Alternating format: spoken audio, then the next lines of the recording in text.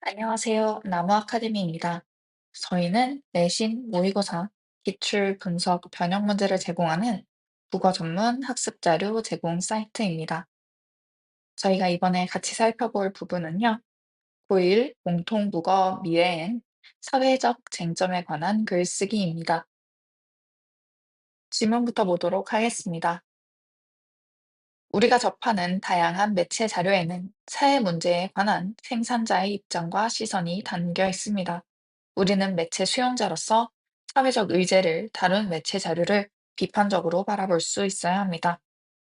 이때 사회적 의제라고 하는 것은 사회적으로 많은 논의가 이루어지는 주제를 이야기합니다. 다양한 매체 자료를 볼 때 저희는 비판적 시선을 가지고 바라볼 수 있어야 하는데요. 여러 의견이 부딪히는 쟁점을 파악하고 자신의 견해를 세워 주체적으로 표현할 수 있어야겠지요.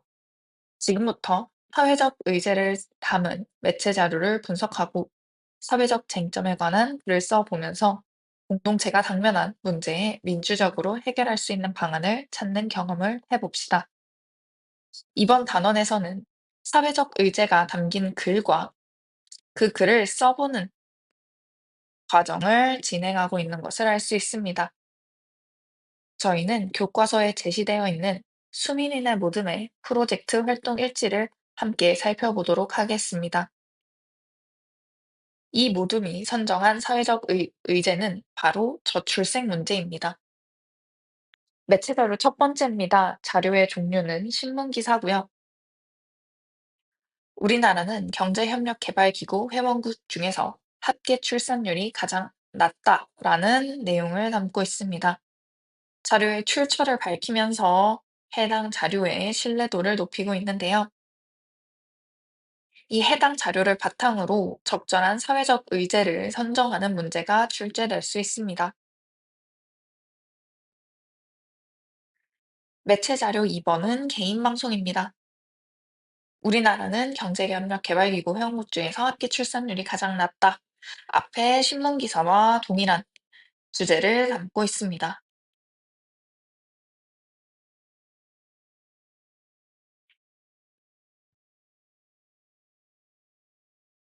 해당 매체 자료에서는 충격, 대한민국 국민이 사라지고 있어요 라는 제목으로 방송을 시작하고 있습니다. 해당 자료를 분석한 결과를 같이 보도록 하겠습니다. 사회적 의제에 관한 관점은 공정한가? 어떤 집단이나 주장에 치우치지 않고 공정하다라는 평가입니다. 왜곡하거나 과장한 표현은 없는가? 저희 첫 번째 제목에서 보셨죠? 한 명도 태어나지 않는다는 것 등은 과장이다라는 거 알 수 있습니다. 또한 자극적이거나 선정적인 표현을 파악할 수 있어야 되는데요. 제목에 나타난 충격, 대한민국 국민이 사라지고 있어요. 그리고 내용에 나타나고 있는 영명이라는 표현은 굉장히 자극적인 표현이다 라고 할 수 있습니다. 매체 자료에서는 매체의 종류에 따라 지나치게 자극적이거나 선정적인 표현이 있을 수 있으므로 이것을 판단하고 비판적으로 읽을 수 있어야 합니다. 타당한 해결 방안을 제시하고 있는가? 구체적인 대책은 제시하고 있지 않고 있고요. 인용한 자료는 신뢰할 만한가? 통계청 자료를 인용한 부분은 신뢰할 만하지만 개인 방송의 제작자가 누구인지 확인할 수 없어서 내용 전체는 신뢰할 수 없다라는 평가를 내리고 있습니다. 해당 자료를 보고 적절한 평가가 무엇인지 묻는 문제에 출제될 수 있습니다.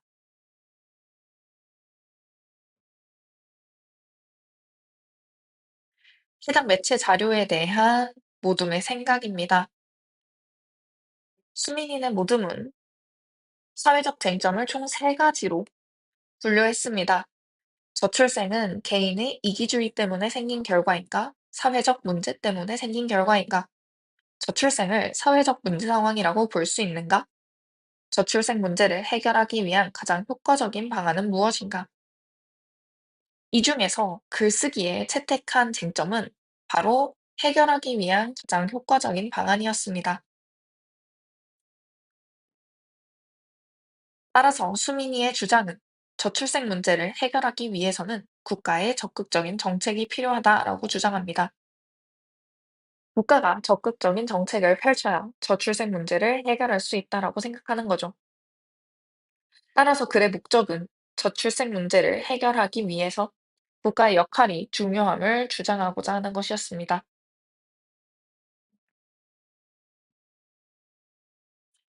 수민이가 추가로 수집한 매체 자료입니다.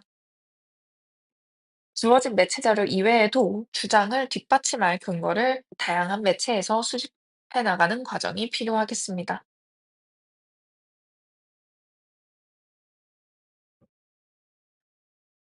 수민이는 모둠이 작성한 개요 보겠습니다.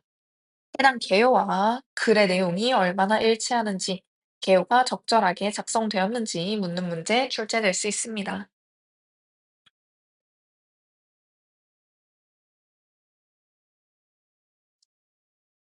오늘날 우리나라의 저출생 현황과 국가 정책의 문제점을 서론에서 제시하고요. 외국과 우리나라의 대조를 통해서 글을 전개해 나가려고 합니다. 본론에서는 저출생 대책으로 효과를 거둔 국가의 정책을 분석해보는 사례가 나와 있고요. 프랑스의 사례와 일본과 영국의 사례가 제시되고 있습니다. 따라서 결론에는 우리나라 저출생 문제의 심각성 확인과 효과적인 정책 도입이 시급함을 강조하고 있습니다. 이 이후에는 인공지능에 대한 사회적 쟁점에 관한 글쓰기를 하는 부분이 제시되어 있습니다. 한 번씩 꼭 읽어보시고 어떠한 과정을 거쳐서 글쓰기를 진행하고 있는지 확인해 보셨으면 좋겠습니다.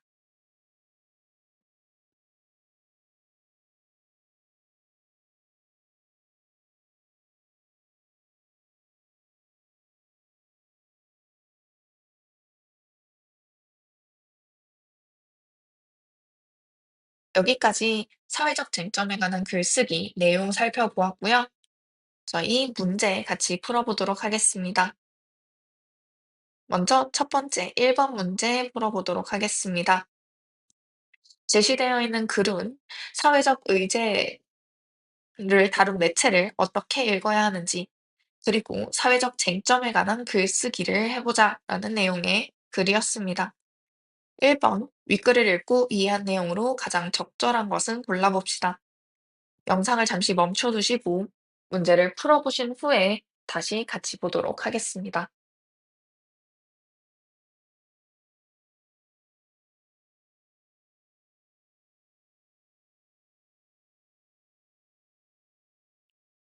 문제 풀어보셨나요? 답은 2번이었습니다. 매체 자료에 담긴 사회적 의제를 분석하여 공동체가 당면한 문제의 해결 방안을 찾을 수 있다.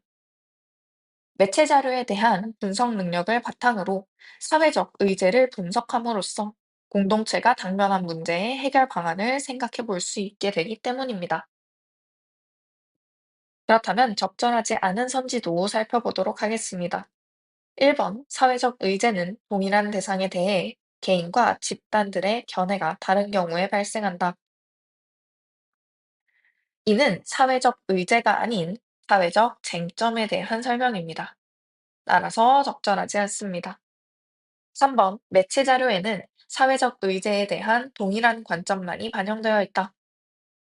각 매체 자료에는 사회적 의제에 대한 서로 다른 관점이 반영되어 있기 때문에 동일한 관점이라는 것은 적절하지 않습니다. 4번 사회적 쟁점에 관한 글이 주로 국가와 같은 공공기관의 입장을 대변한다고 보기는 어렵기 때문에 공공기관의 입장을 대변한다라는 4번의 설명도 적절하지 않게 되겠습니다. 마지막 1번의 5번 의견이 부딪히는 쟁점에 대해서는 다수의 견해를 따라야 한다라고 되어 있는데요. 의견이 부딪히는 쟁점에서 반드시 다수의 견해를 따를 필요는 없기 때문에 1번의 5번도 적절하지 않습니다. 해당 경우에는 합리적인 의견 개진의 절차를 거쳐서 조금 더 효율적이고 합리적인 의제를 선택하는 것이 더 좋을 것 같습니다. 이렇게 1번의 답 2번까지 살펴보았는데요. 더 다양한 자료는 저희 나무 아카데미 홈페이지에서 확인하실 수 있습니다. 지금까지 나무 아카데미였습니다. 감사합니다.